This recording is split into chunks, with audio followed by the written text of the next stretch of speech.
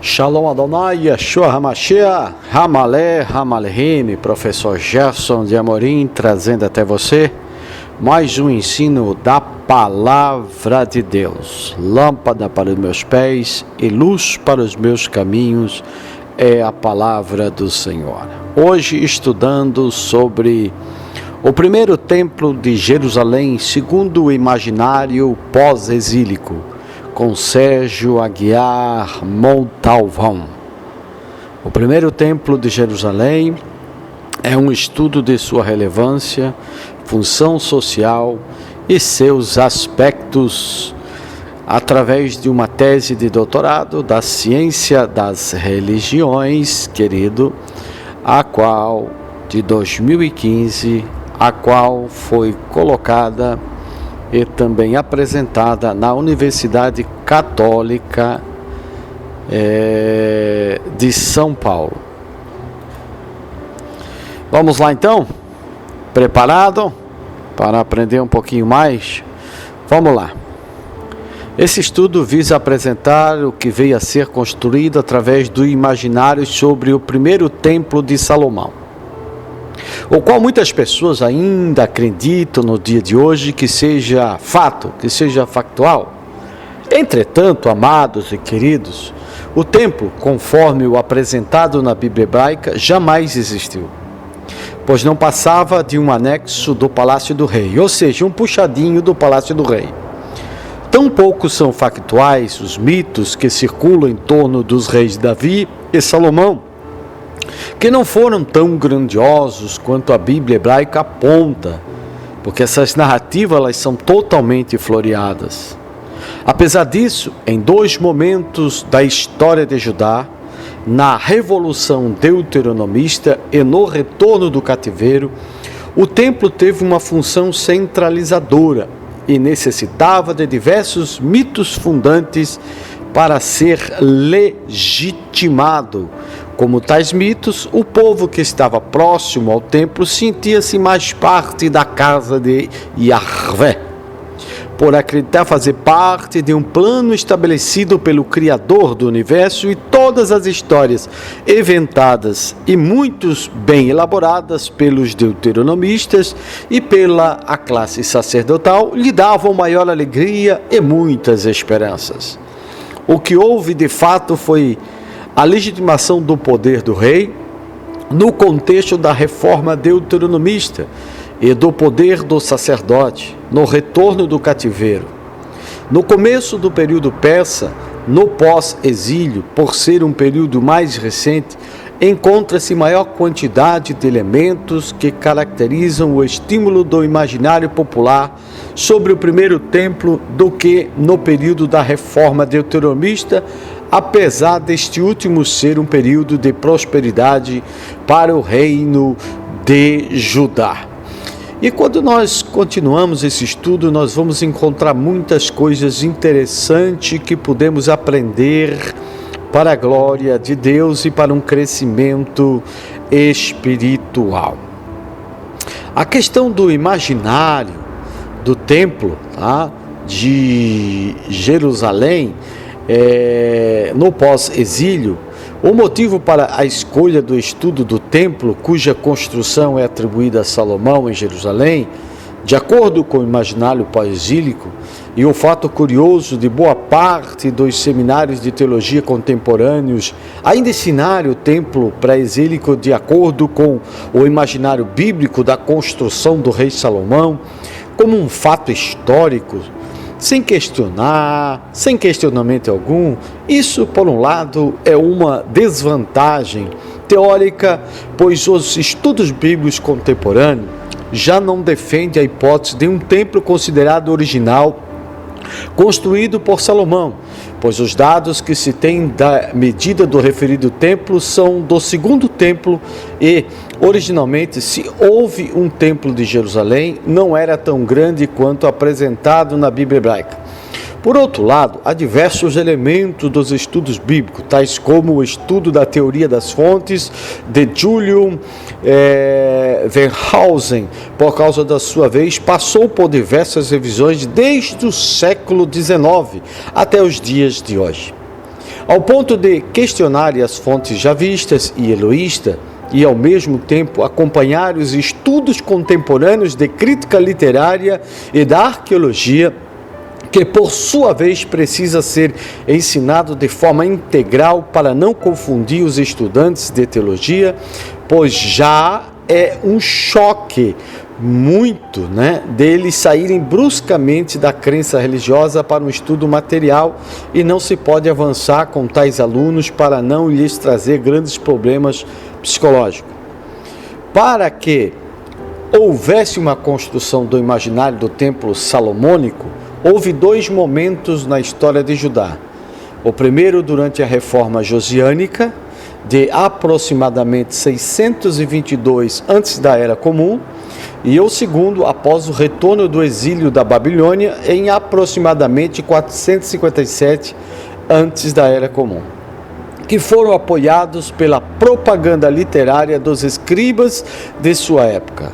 O deuteronomista por volta de 622 antes da Era Comum e o sacerdote por volta de 457 antes da Era Comum. Tal literatura teve o propósito de legitimar o Templo de Jerusalém e de Judá como os centros políticos e religiosos. Ela, porém, produziu orgulho naqueles que estavam em volta do templo, conforme o conceito de imaginário radical apresentado por Cornélios Castoriadis. Pode-se afirmar que não apenas os escribas tiveram enorme função na aceitação do templo como elemento central do povo de Judá, mas também o próprio povo que veio a aceitar tal divulgação. Os escribas estavam imbuídos pela sua função de ensinar o povo sobre seus símbolos, assim como o povo estava disposto a aceitá-los para a manutenção da sua própria identidade.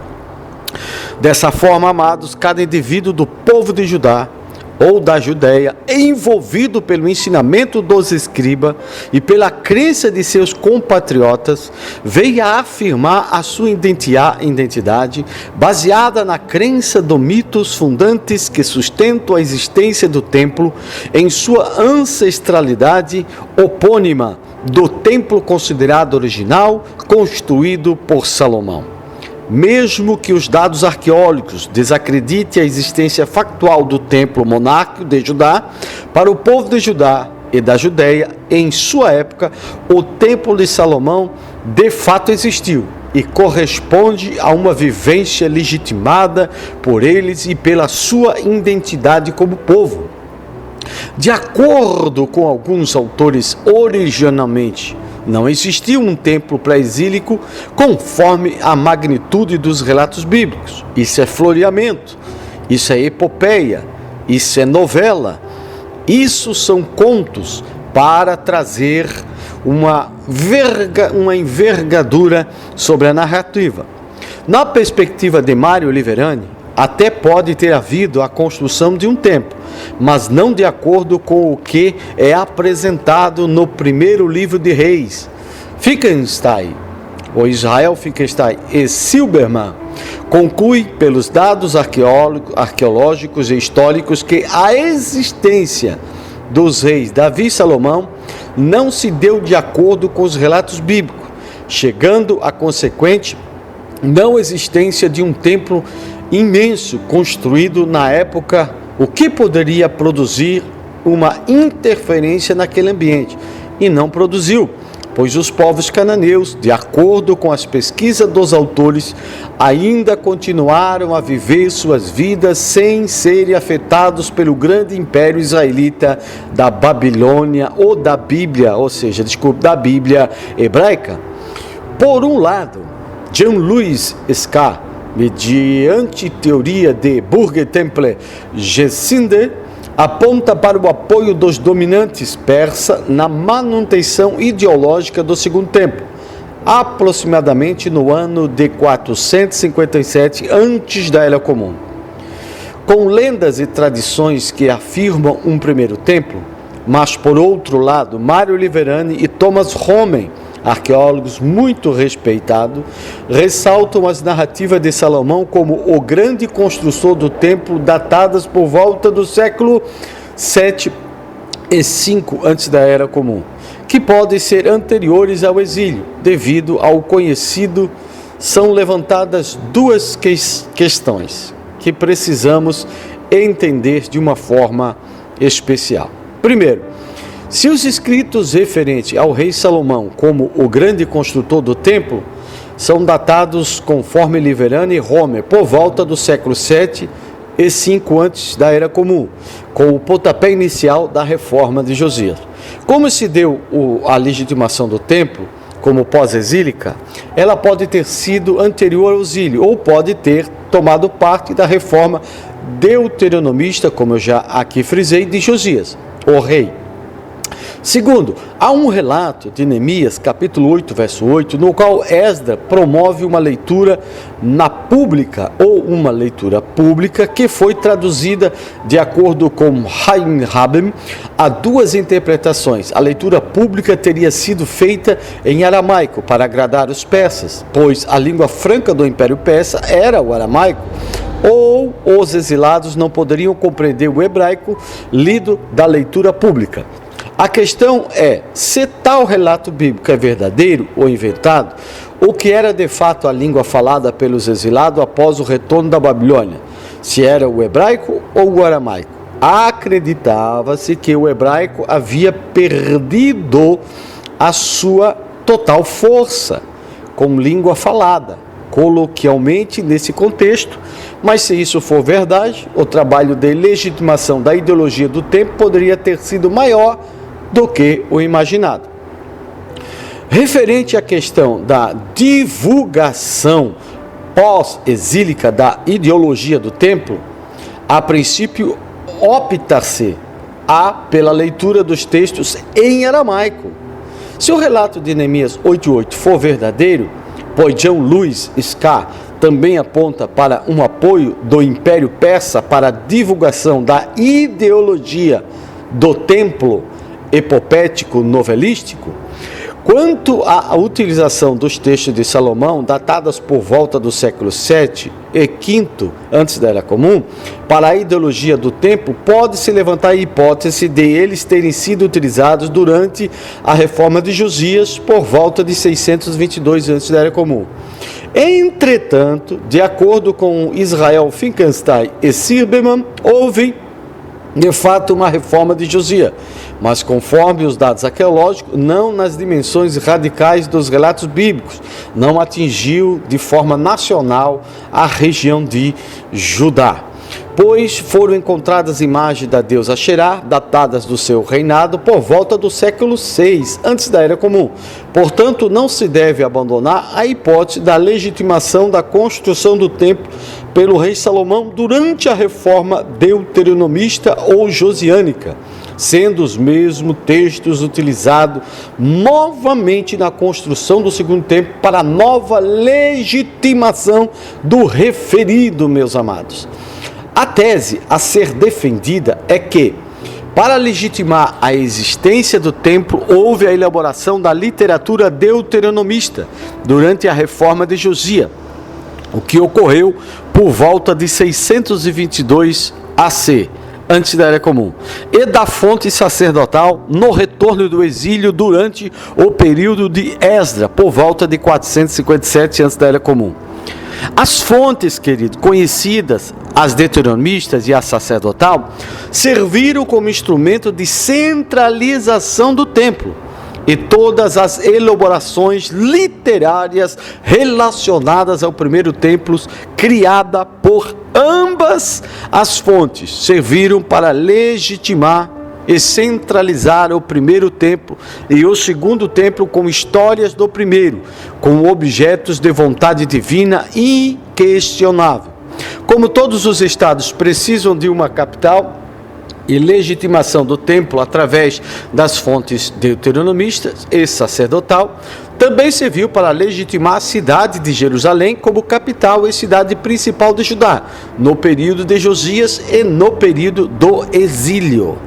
No tempo monárquico de Judá, as três teorias utilizadas serão a de Mário Liverani, a de Israel Finkelstein, com seu parceiro de livro Neil Asher Silberman, e de Berger Temple Gersinde, apresentada por Jean-Louis Ska.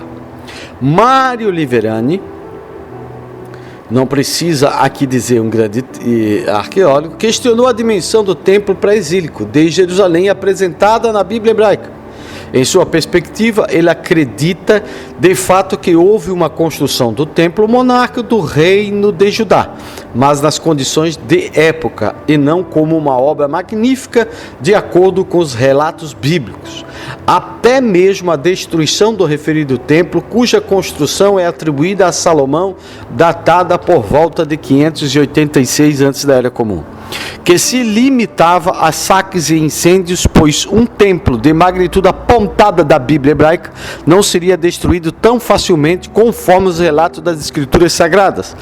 Desta forma, o autor conclui que o templo pré-exílico de Jerusalém, apresentado na Bíblia hebraica, foi baseado nos templos da Babilônia, das cidades de Borsippa, Nippur e Uruk, que eram organizações bem complexas, dotadas de um poder econômico e político relevante, com estruturas arquitetônicas imponentes, e o Palácio Real, cujo templo era anexo conforme relata a Bíblia hebraica, e é um projeto de palácio em estilo persa, com data entre os séculos 6 e 5 antes da Era Comum, semelhante na estrutura aos de Suzã e Persépolis. Finkelstein e Silbermann se baseiam absolutamente nas provas arqueológicas e históricas, pois, para eles, é questionável a existência dos reis Davi e Salomão, por eles não serem citados nas fontes egípcias e mesopotâmicas, ainda que leve em conta a possibilidade de tal ausência de citações ocorrer devido à decadência das civilizações egípcias e mesopotâmicas. Ressaltam eles, porém, que nos dados arqueológicos não há evidência para as conquistas de Davi ou para seu império nos vales. A cultura cananita se mantém interrupta e sobre as construções salomônicas não há sinal de arquitetura monumental ou cidade importante em Jerusalém ou de construções em larga escala nas cidades de Megiddo, Hazor ou Gezer. No norte continua a cultura material de Canaã, ou seja, não há vestígios de um poderoso império israelita interferindo na cultura cananeia ou cananita, do que pode-se deduzir a existência não apenas do rei Davi e Salomão, mas também do templo cuja construção é atribuída ao rei Salomão.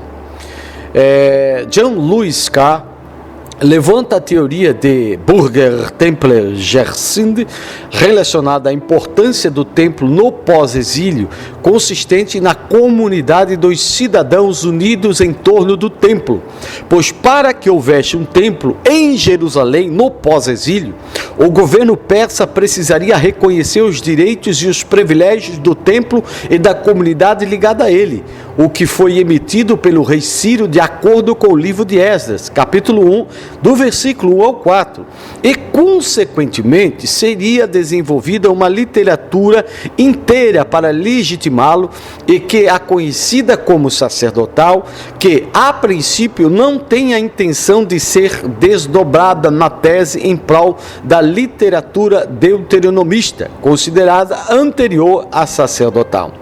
Em seguida, será tratado o conceito de imaginário, no qual imaginário é aquilo que só existe na imaginação, o que apenas a imaginação pode alcançar.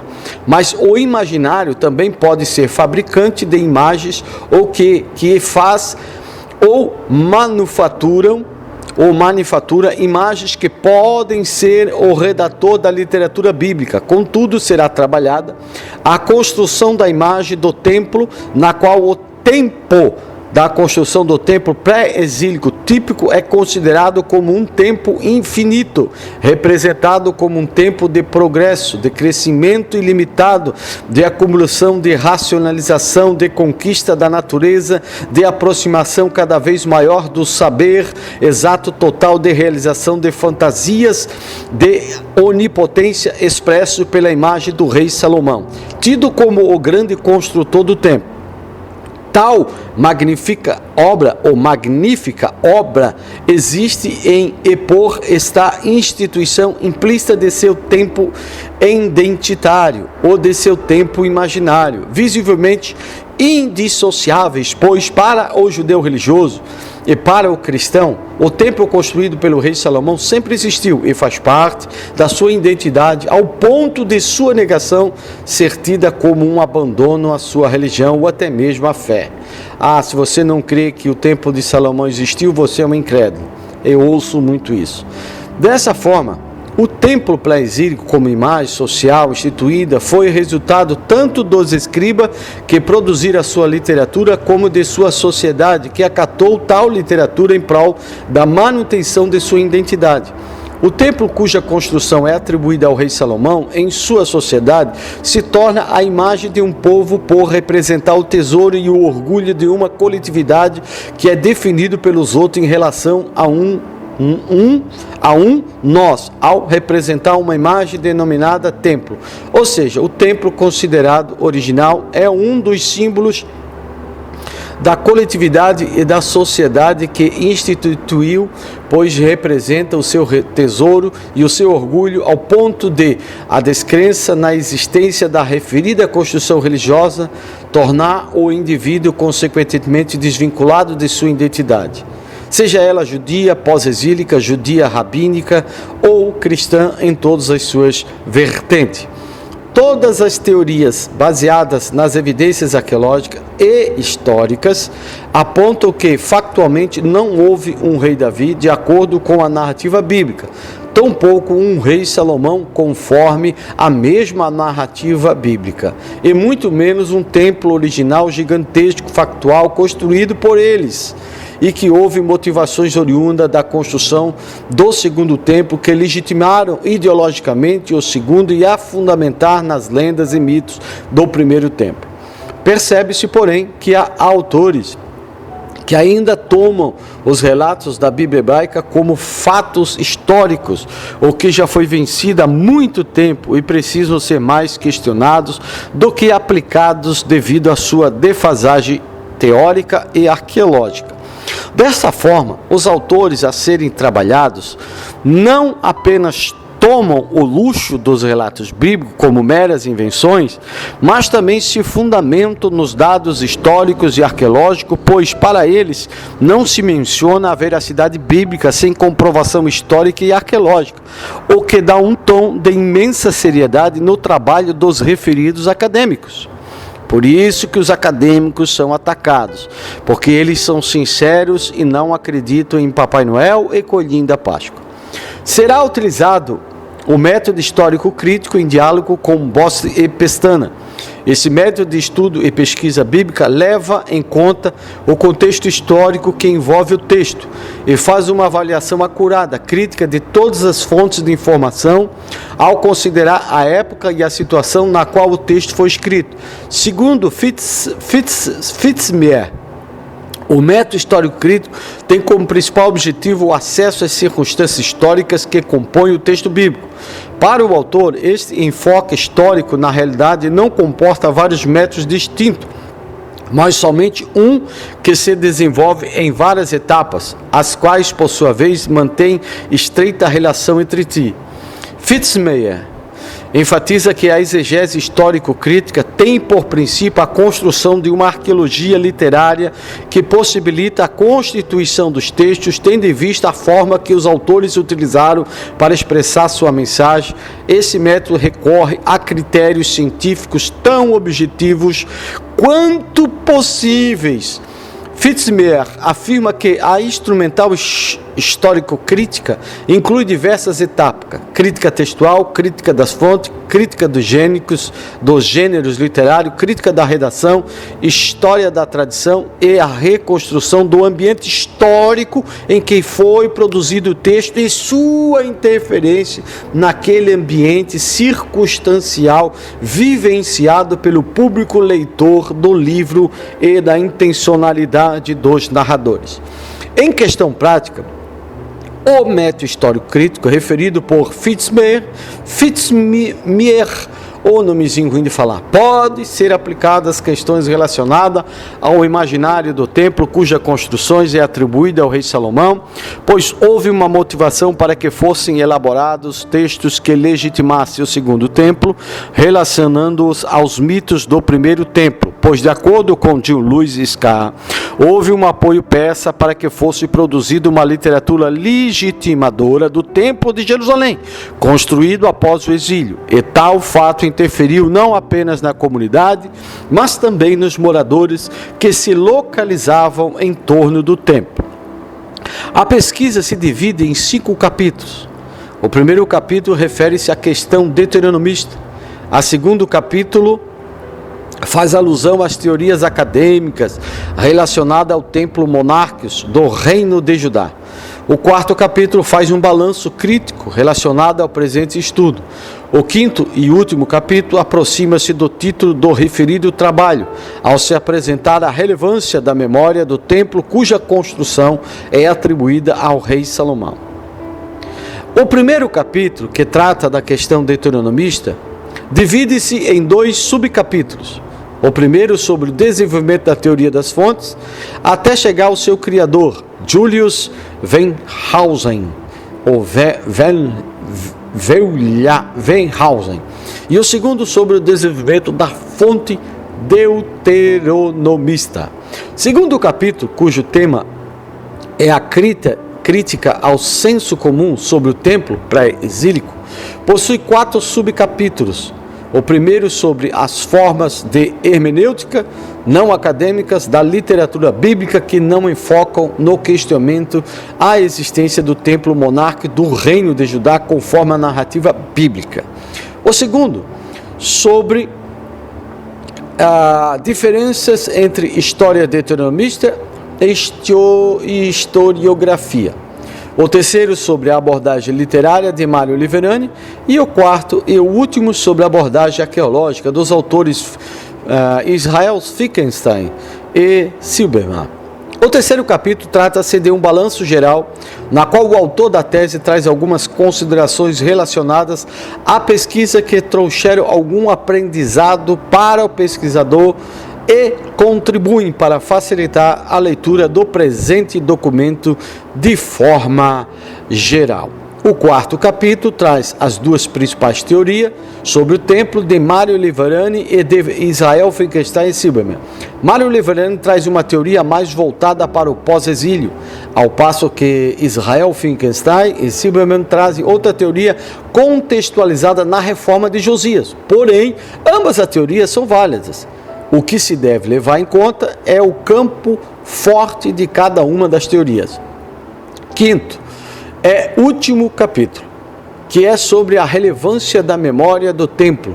Possui a terceira teoria, que é apresentada por John Lewis Scarr, denominada como Bürgertemplergersinn, e relacionada à importância do templo no pós-exílio, consistente na comunidade dos cidadãos unidos em torno do templo, pois para que houve um templo em Jerusalém no pós-exílio, que é uma teoria mais cabível, a relevância da memória do templo considerado original, cuja construção é atribuída a Salomão. No final do capítulo há o fechamento com a teoria do imaginário radical de Cornelius Castoriadis, na qual o templo pré-exílico possui um significado de união para aqueles que se orgulhavam deste como símbolo do seu povo, por possuir uma história que provoca determinada comoção social.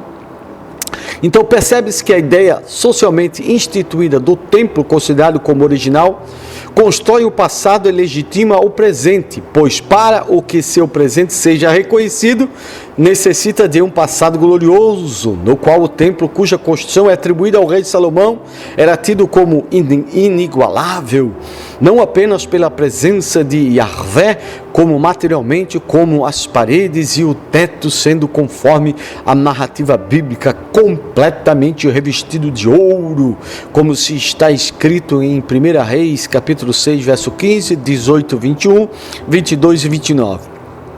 Da mesma forma, a construção do passado, não apenas no templo pré-exílico, mas da mesma forma na fábula do tabernáculo que legitima as práticas religiosas na época de Moisés, no deserto epopético e novelístico, pois o tabernáculo, nesse momento, possui as mesmas medidas do templo, cuja construção é atribuída ao rei Salomão. Êxodo capítulo 26. A legitimação do templo através do tabernáculo dá uma ancestralidade bem anterior à de Salomão, originárias no deserto, anterior à suposta entrada dos hebreus em Canaã, pois, historicamente, os hebreus nunca saíram de Canaã. Através da construção destas ancestralidade epônima, como ideia socialmente instituída do templo pré-exílico, os escribas produziram o orgulho em seu povo por possuir um templo que tinha uma história que para eles não era algo que foi instituído no pós-exílio, mas foi instituído em épocas anteriores. Há, inclusive, mais um símbolo que legitima a anterioridade epônima do templo. Segundo Karen Armstrong, havia a crença de que o templo judaico fora construído no local em que Abraão matara Isaac para imolá-lo, e que dá uma anterioridade patriarcal ao templo cuja construção é atribuída ao rei Salomão. Desta forma, tal templo se torna a imagem de um povo, do nós, pois representa o tesouro e o orgulho de uma coletividade que é definida pelos outros em relação a um nós ao representar um nome, pois o templo monárquico do reino de Judá possui uma história que vai desde o período dos patriarcas epônimos do povo de Israel, passa pela sua construção atribuída ao rei Salomão e acaba com sua destruição pelas mãos de Nabucodonosor em aproximadamente 586 antes da Era Comum, e representa a história de um povo do nosso orgulho, ao ponto de dissociar a imagem do templo considerado como o original do povo judeu, caso haja a negação do referido templo. A automática negação da identidade do povo judeu. Tal negação hoje em dia transfere-se para a identidade das religiões judaico-cristã, pois os seus religiosos não negam a existência do templo, visto que tal negação acarretaria na negação das referidas religiões. Essa é a primeira parte. Depois nós vamos para um outro capítulo. Isso é só apenas uma introdução sobre o templo de Salomão, uma epopeia, um afloreamento, o que representa o templo de Salomão. Até o próximo vídeo, aonde nós vamos, queridos, em nome de Yeshua, falarmos sobre a questão deuteronomista para entendermos o templo de Salomão no período pré-exílico. Um puxadinho do palácio do rei, ou um templo que possuía até tetos de ouro. Fica aí para a sua meditação. Shalom Adonai. Deixe o seu curtir, deixe o seu descurtir. Para o YouTube, tanto faz.